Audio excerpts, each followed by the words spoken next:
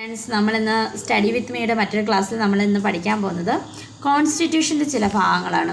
മൗലിക അവകാശങ്ങൾ ഭരണഘടനയിൽ ഉൾപ്പെടുത്തിയിട്ടുള്ളത് സംരക്ഷിച്ചിട്ടുള്ള പൗരന്മാരുടെ അവകാശങ്ങളുടെ പട്ടികയാണ് അവകാശ പത്രിക എന്ന് പറയുന്നത്. ഇത് നമുക്ക് കുറച്ച് ഭാഗം ഞാൻ വായിക്കാം, അത് കഴിഞ്ഞിട്ട് നമുക്ക് എക്സ്പ്ലെയിൻ ചെയ്യാം. ഏതൊരു പൗരനും ഒരു കാരണവശാലും നിഷേധിക്കപ്പെടാൻ പാടില്ലാത്ത അവകാശങ്ങളെയാണ് നമ്മൾ എന്തെന്ന് പറയുന്നത്, മൗലിക അവകാശങ്ങൾ എന്ന് പറയുന്നത്. അപ്പം ഏതൊരു പൗരനും ഒരു കാരണവശാലും നിഷേധിക്കപ്പെടാൻ പാടില്ലാത്ത അവകാശങ്ങളാണ് മൗലിക അവകാശങ്ങൾ. ഭരണഘടന എല്ലാ പൗരന്മാർക്കും ഒറ്റയ്ക്കോ കൂട്ടായോ ജനാധിപത്യത്തിൻ്റെ ഏത് ഉത്തമമായ ഫലങ്ങളും എന്ത് ചെയ്യാൻ പറ്റും, അടിസ്ഥാന സ്വാതന്ത്ര്യങ്ങളും ജീവിത പരിസ്ഥിതികളും വാഗ്ദാനം ചെയ്യുന്നു. ഇന്ത്യയിലെ ജനങ്ങൾക്ക് ബ്രിട്ടീഷുകാർ നൽകേണ്ട അവകാശങ്ങളെക്കുറിച്ച് പട്ടിക സമർപ്പിച്ച റിപ്പോർട്ടാണ് മോത്തിലാൽ നെഹ്റു അധ്യക്ഷനായ 1928 നെഹ്റു കമ്മിറ്റി റിപ്പോർട്ട്. മനസ്സിലായല്ലോ, 1928 നെഹ്റു കമ്മിറ്റി റിപ്പോർട്ട്.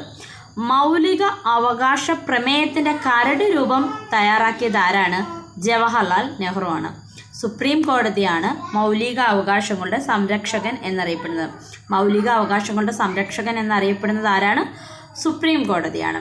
ഇനി മൗലിക അവകാശങ്ങളുടെ പ്രഖ്യാപനമായിരിക്കും ഭാവി ഇന്ത്യയുടെ അടിസ്ഥാനം എന്ന് പ്രഖ്യാപിച്ചത് INCയുടെ ഏത് സമ്മേളനമാണ്? 1972 MA അൻസാരി അധ്യക്ഷനായ ചെന്നൈ സമ്മേളനത്തിലാണ് മൗലിക അവകാശ പ്രഖ്യാപനമായിരിക്കും കോൺസ്റ്റിറ്റ്യൂഷൻ, അതായത് ഇന്ത്യയുടെ തന്നെ അടിസ്ഥാനം അഥവാ ഭാവി എന്ന് അവകാശപ്പെട്ടത്. ഇനി മൗലിക അവകാശങ്ങളെക്കുറിച്ച് പ്രമേയം പാസാക്കുകയും മൗലിക അവകാശങ്ങൾ നിലവിൽ വരാൻ കാരണവുമായ INC സമ്മേളനമാണ് സർദാർ വല്ലഭായി പട്ടേൽ അധ്യക്ഷനായ 1931 കറാച്ചി സമ്മേളനം. അപ്പോൾ കുറച്ച് കാര്യങ്ങളെ നമ്മൾ വായിച്ചുള്ളൂ, ആ കുറച്ച് കാര്യങ്ങളൊന്ന് റിപ്പീറ്റായിട്ട് പറയാം. ഭരണഘടനയിൽ ഉൾപ്പെടുത്തി സംരക്ഷിച്ചിട്ടുള്ള പൗരന്മാരുടെ അവകാശങ്ങളുടെ പട്ടികയാണ് നമ്മൾ എന്തെന്ന് പറയുന്നത്, അവകാശ പത്രിക എന്ന് പറയുന്നത്. ഏത് പൗരനും ഒരു കാരണവശാലും നിഷേധിക്കപ്പെടാൻ പാടില്ലാത്ത അവകാശങ്ങളെയാണ് എന്തെന്ന് പറയുന്നത്, മൗലിക അവകാശങ്ങൾ എന്ന് പറയുന്നത്. ഭരണഘടന എല്ലാ പൗരന്മാർക്കും ഒറ്റയ്ക്കും കൂട്ടായും ജനാധിപത്യത്തിൻ്റെ അടിസ്ഥാനത്തിൽ ഏറ്റവും ഉത്തമമായ ഫലങ്ങളും അടിസ്ഥാന സ്വാതന്ത്ര്യങ്ങളും ജീവിത പരിസ്ഥിതിയും എന്ത് ചെയ്യുന്നുണ്ട്, വാഗ്ദാനം ചെയ്യുന്നുണ്ട്. ഇന്ത്യയിലെ ജനങ്ങൾക്ക് ബ്രിട്ടീഷുകാർ നൽകേണ്ട അവകാശങ്ങളെക്കുറിച്ച് പട്ടിക സമർപ്പിച്ച റിപ്പോർട്ടാണ് മോത്തിലാൽ നെഹ്റു അധ്യക്ഷനായ 1928 നെഹ്റു കമ്മിറ്റി റിപ്പോർട്ട്.